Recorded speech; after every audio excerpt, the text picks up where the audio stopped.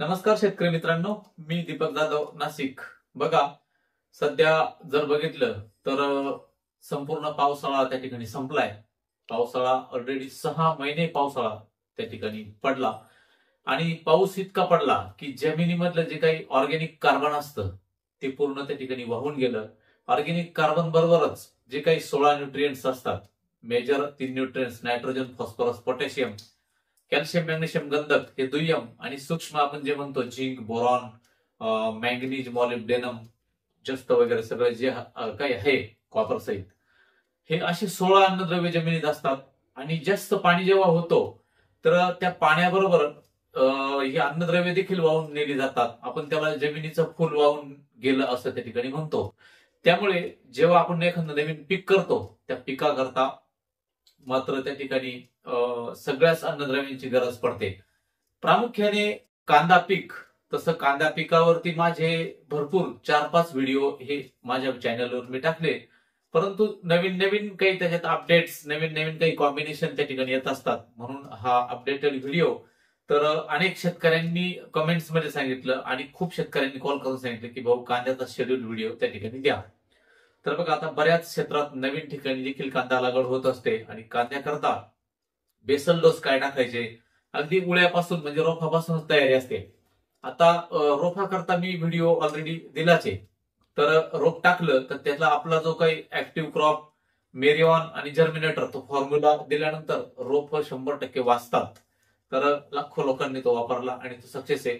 त्यानंतर दुसरा स्प्रे कस्टोडियाचा घेऊ शकता, त्यानंतर कॅब्रिटॉपचा घेऊ शकता, किंवा इतर कुठलंही बुरशीनाशक चांगलं डावणीचं कर्जेटचा स्प्रे घेऊ शकता.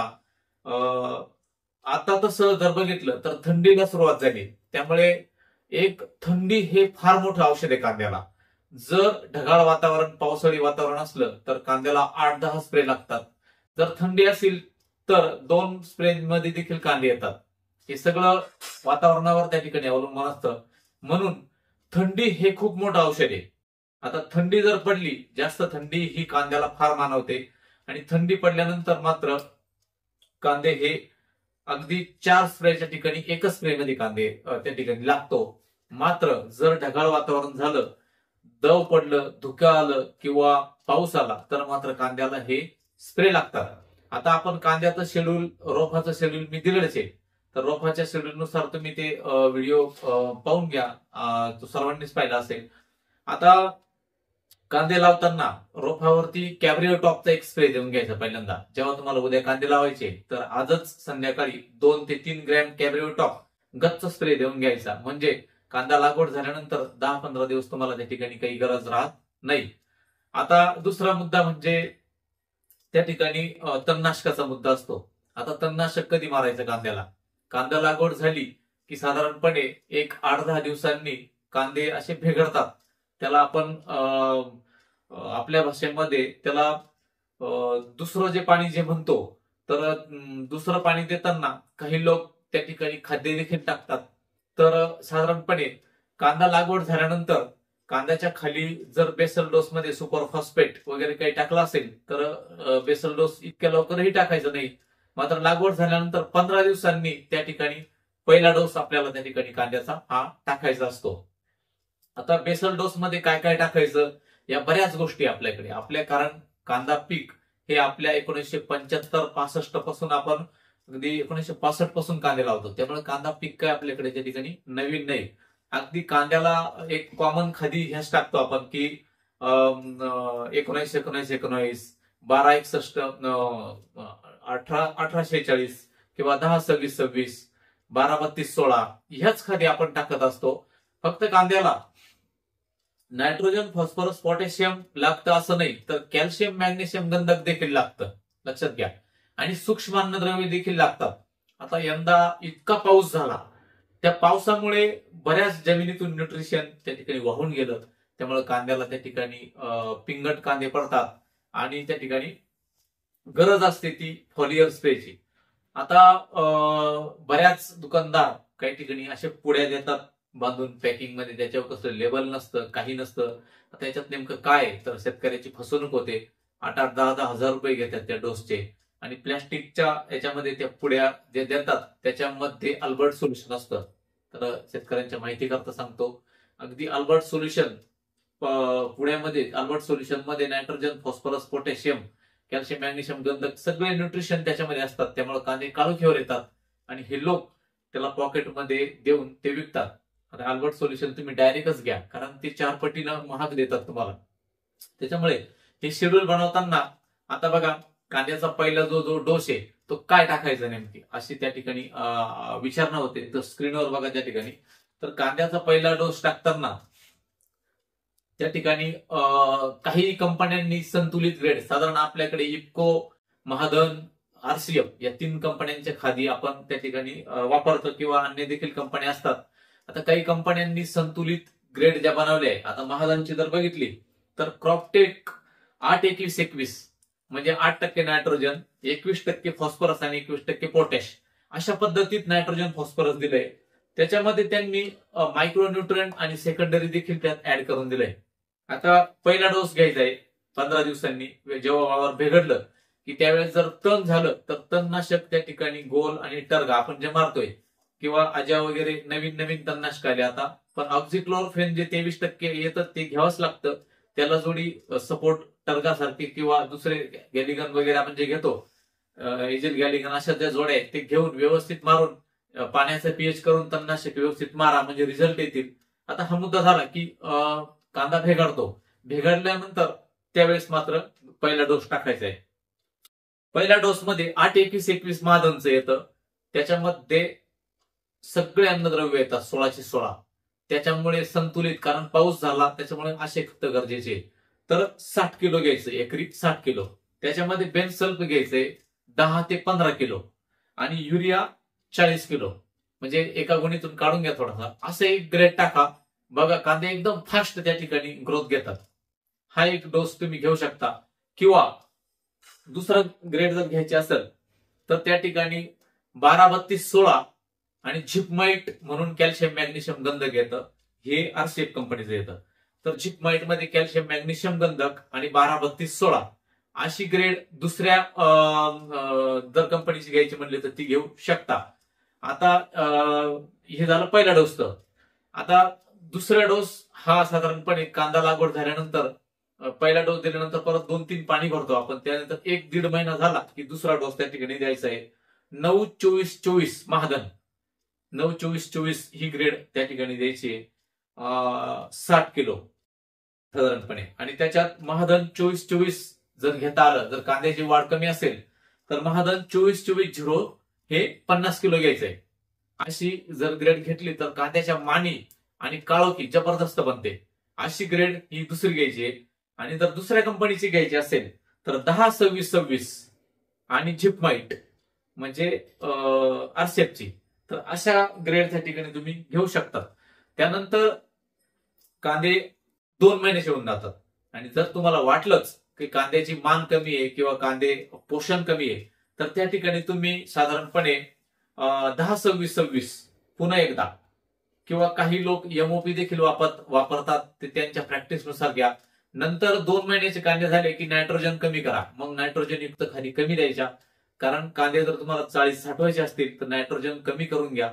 त्याच्यात 40 साठवायचे असतील तर काही लोक अगदी काही लोकांची प्रॅक्टिस अशी देखील आहे की कांदे एमओपी हे कांद्याच्या लागवडीच्याच वेळेस एकरी 1 गोणी टाकून देतात. ती प्रॅक्टिस सुद्धा सुंदर आहे.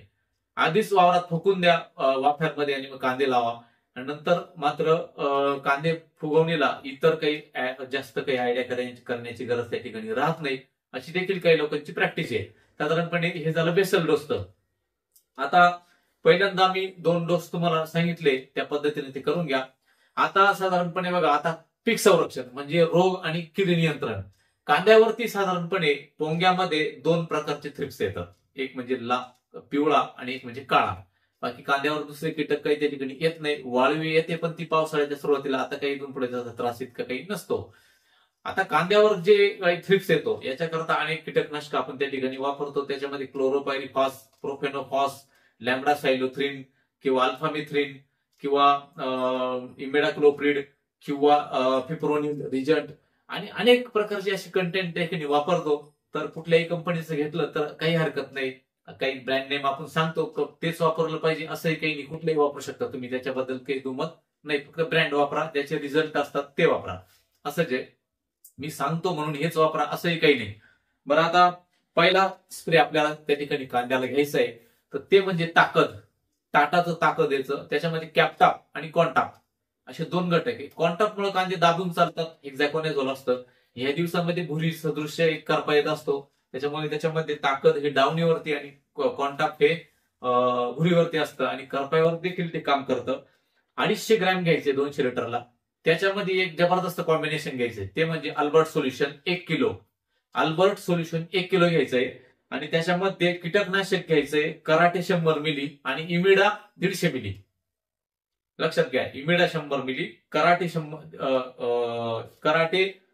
100 मिली, इमिडा 150 मिली, अल्बर्ट सोल्युशन 1 किलो आणि ताकद 250 ग्रॅम. असा जेव्हा स्प्रे जाईल तर कांदे फास्ट ग्रोथ करतात आणि एकदम जबरदस्त कांदे काळोखीवर येतात त्या ठिकाणी.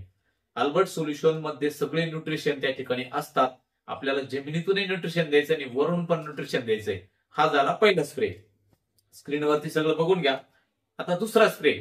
वातावरण जर थंडी असेल तर काही गरज नाही दुसरा स्प्रे लवकर घेण्याची. मात्र न्यूट्रिशन त्या ठिकाणी पी बुस्टरचा स्प्रे त्या ठिकाणी घेऊ शकता. मात्र वातावरण जर अंशतः ढगाळ होत असतं आणि ढगाळ वातावरण झालं की करपा येतो आणि पोंग्यामध्ये मावा पण, थ्रिप्स पण वाढतो. म्हणून दुसरा स्प्रे मी त्या ठिकाणी सांगतो कर्जेट किंवा मेराडिडिओ, या दोन्हीपैकी एक घ्या. एकरी 200 ला 400 ग्रॅम. त्याच्यामध्ये इंडिकॅमचं पी बुस्टर घ्यायचंय. किती? 700 ग्रॅम. 1 किलो नका घेऊ, थोडंसं स्कॉर्चिंग मारतं काय वेळेस असं लक्षात येतं.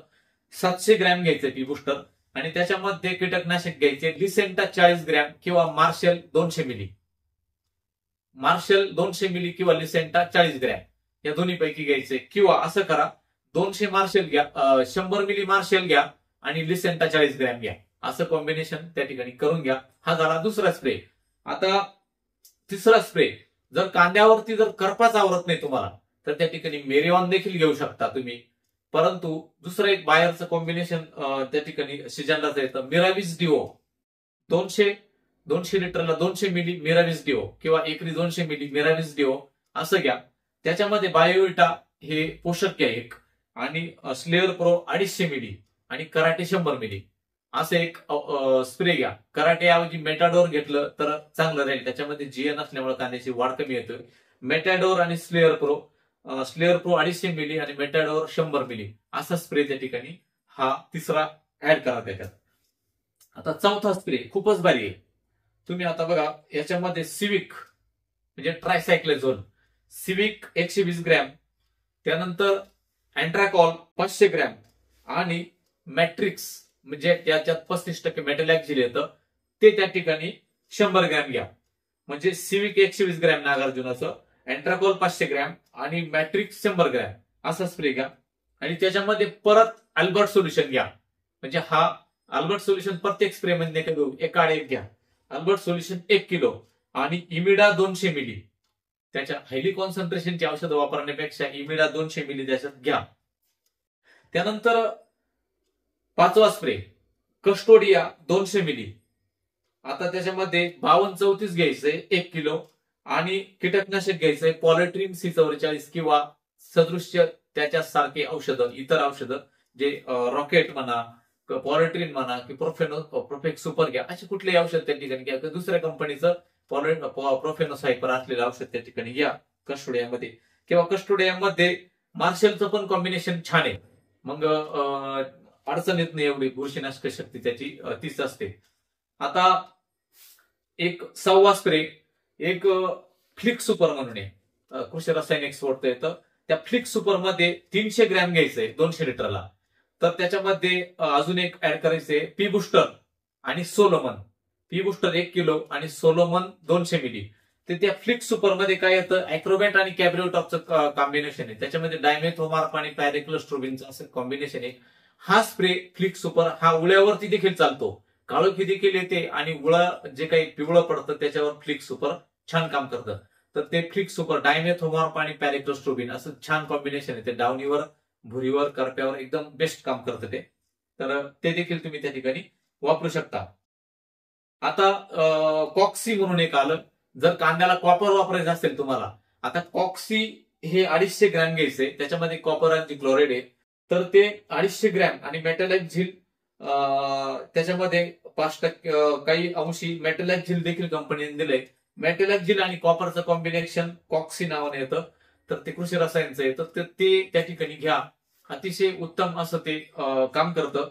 तर हे जे काही कॉम्बिनेशन सांगितले मी, तर त्या ठिकाणी बघा, मी जरी 5-6 स्प्रे तुम्हाला सांगितले असतील तरी कांद्याला 5-6 स्प्रे घेण्याची गरज असेल तर घ्या, वातावरण खराब असेल तर घ्या. कांद्याला मी आधीच सांगितलं की 5 स्प्रेची गरज कधी पडते, खूपच वातावरण खराब आहे तर घ्या. आणि जर कांद्याला जर वातावरण थंडी असेल तर तुमचे कांदे 2 स्प्रे मध्ये देखील निघतात. म्हणून कांद्याला अल्बर्ट सोल्युशन लक्षात घ्या. त्याच्यामध्ये nitrogen, phosphorus, potassium, calcium, magnesium सगळेच न्यूट्रिशन येतात, ते देखील वापरा. आणि झिपमाइट जे येतं आरसीएफचं, ते देखील त्याच्यामध्ये कॅल्शियम, मॅग्नेशियम, गंधक आहे, ते देखील एक चांगलं आहे, ते वापरा. त्यानंतर ज्या काही महाधनच्या मी ज्या ग्रेड सांगितल्या 8-21-21 किंवा 24-24, 8-24-24, त्या ग्रेड देखील संतुलित ग्रेड बनवलाय कंपनीनं. जरी त्या एकरी 60च किलो आहे, पण त्याच्यामध्ये सगळं भेटतं आणि कांद्याला जबरदस्त फुगवण देखील भेटते. काही युरिया ऍडिशनल त्यात घेतला किंवा बेन्सॉल घेतलं तरी चालतं. मी स्क्रीनवरती सगळं टाकून देणार आहे, तसं पाहून आणि त्या पद्धतीनं ते नियोजन करा कांद्याचं. जर खूपच ढगाळ वातावरण होत राहिलं तर कांद्यावर माव्याचा प्रादुर्भाव वाढतो किंवा एखादा शेतकरी असा असतो तो औषधच मारत नाही, त्याच्यामुळे आपल्या कांद्याला देखील प्रॉब्लेम येत असतो माव्या थ्रिप्सचा.